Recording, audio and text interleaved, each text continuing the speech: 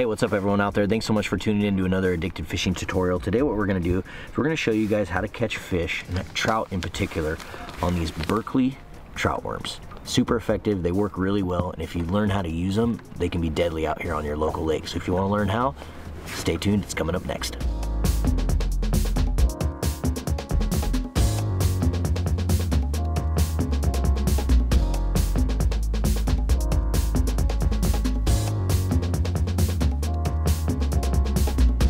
Alright, so starting with the rod, really anything's going to work for you. I really like to use an ultralight rod. A lot of these trout in here aren't very big, stock trout, and so it's just more fun to fight them on these lighter rods. Well, hey everyone, I'm so sorry for interrupting this video, but don't go anywhere. I have a special announcement. June 28th, our summer apparel drop. We're gonna be dropping apparel every single quarter now, limited edition items, sweatshirts, hats, some special tackle items, all sorts of things that you are not going to want to miss. This is a limited drop, so once the stuff's sold out, it's gone. We got a link in our description down below, addicted.fishing. Stay tuned. Now back to your video. So what I'm using here is a GSP 762UL. Basically, it's a 7.6, 2 to 6 pound ultralight Okuma Guide Select Pro. Super nice rod, lifetime warranty. They're awesome rods. So that's what I'm using.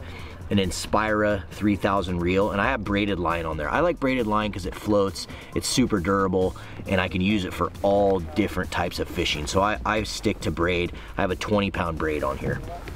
What I'm going to do next is attach a fluorocarbon leader. So what I've done here, if you can see that, that's called a double uni knot, and you can search on YouTube or anywhere and you can learn how to tie that knot, but you can use a blood knot, a double uni, a crazy Alberto, any knot that you know that will basically attach a braided line to a fluoro or a mono. So that's what I've done as a double uni. And then basically I took about 5 to 6 feet of fluorocarbon off of there as my leader material. And then what I do is I have one of these weighted floats. I like the weighted floats because I can cast them better. That's the biggest reason I like them. Just castability, that's why I like these weighted floats. I think Phil makes this one. So pretty much how it works is the same way all those red and white bobbers that you're used to using growing up work. You have a piece of metal on the bottom here. You're gonna take that hook, attach it to your braid, just like so. To put the top side on, you're gonna take your finger, you're gonna hold that bottom side, and you're just gonna put that braid in that top like so. There you go. And the nice thing is you can slide this up and down on your braid, and as long as you have strong enough braid, it's not gonna hurt anything. Now, what you're gonna do is about, 4 feet or so from your double uni knot, 3 to 4 feet, you're gonna put a split shot. Just a small little split shot attached to the line. Next up is your hook. Alright, so I'm just going to use one of these just mustad bait holder hooks here. Just super simple little trout hook. And I'm going to tie that on with just your normal regular fisherman's knot. Just throw it through the eye there, and I'm going to wrap it around 7 times and put it back through itself. And then always want to make sure that you wet that knot. Okay, so after you've wrapped 7 times, you're going to put it back through the loop.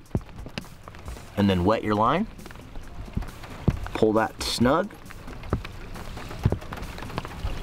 and there you go. And you take this, cut your tag end off. Now you're to the worm portion. So they make a bunch of different colors in these. These are a couple of my favorite, just the straight up natural Nightcrawler color, and then also this pink shad works really well. I'm gonna start with the natural Nightcrawler and just see what we can do with that one. Pull one of them out of here. They come kind of attached to each other, so you can just right there and take it off. And then what you do is you thread this up the hook here, just like you would like a normal Nightcrawler. Put it right in the tip and just thread it on up the hook there the best you can. It doesn't need to be perfect. Just thread it on up there. And then once I get it about that far, I'm gonna poke it out the other side, and I'm going to slide that up above my leader like that. That's what it looks like. So as you can see, I got my worm, I got that split shot, and then up to my float. Now you can adjust that depth of your float based on where you think the fish are sitting in the water column. And now show this worm here, Sean, to the people, and they can see how this thing just, with that hook on there, this thing's gonna slightly sink. See how that's sinking real slow? That is what you're looking for. That's the motion you want. So let's cast this thing out here. And then as soon as that thing hits the water, you're gonna notice that float goes boom. It goes straight up and down. Now what I do is I wait a few seconds, you know, give it maybe 10 seconds, see if there's any fish in that zone that saw that worm fall. If you don't get any bites, you don't see anything happening, what I do is I'll just kind of reel this in and drop it. Now what you're doing is you're getting that worm to pick up and you're getting it to fall slowly again.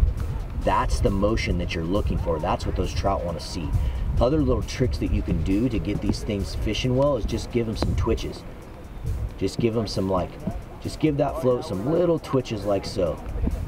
And what it's gonna do is hopefully entice a fish to just like that, boom, see that? So what we did was we called in that fish by putting some movement on that worm. So let's move it again, see if we can get him to go again. Come on, baby, eat it. There he goes, he's running with it. He's taking it. Come on, guy, you can do it. Come on, fish. So you guys can see how I keep just moving that. Just keep putting action on that worm, especially once you get a fish into your zone and he's like biting that thing. The key is to just really keep movement on that bait. I think we've gotten too close to the boat here now, so I'm gonna go ahead and make another cast back out there. Again, you're gonna let that thing sink for a second. Let that thing get into its zone. I like to let it just sit for, you know, 15 to 30 seconds or so, just to see if there's any fish in the area where I landed. If I don't get anything, then that's where I'll start to put some action on it. Pull it towards myself, let it drop again. And what you're hoping is that a fish is gonna see you doing that, it's gonna see your bait moving around, and he's gonna eat it. Oh, one's grabbed it, one's good, one's good. Oh, we missed him, guys. We missed him. That's okay though, that's okay. If you miss the hook set, just leave it. Just let it sit again, and hopefully that fish is gonna come back. There he is. See, he came back for him. See that? Oh, and we missed him again somehow. This must be a really small fish, so we're gonna let him eat it. We're gonna let him really eat it. Let's see if he comes back for it again. All right, so it looks like that last fish, he got me. He got my tail, and I missed him. So we gotta get a new worm on here.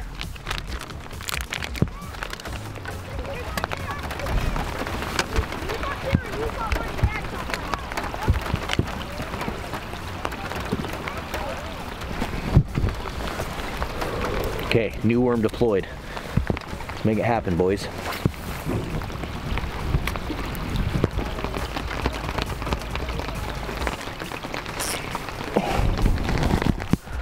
But you can see they work really good if you can get a damn hook in them. A lot of these fish that they recently stocked in this lake are really small fish, and so they've been tougher. I thought I felt some tension back on that guy, but I still missed him somehow. Well, let's get it back out there.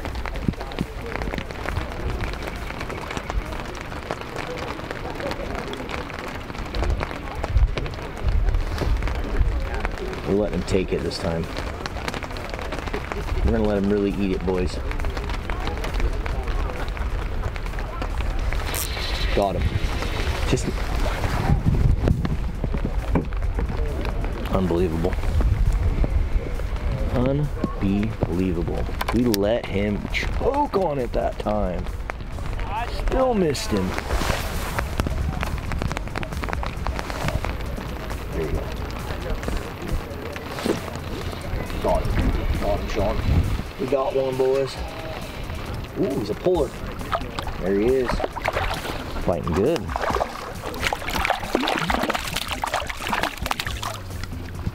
There you have it, folks. The Berkeley trout worms. They work really, really good.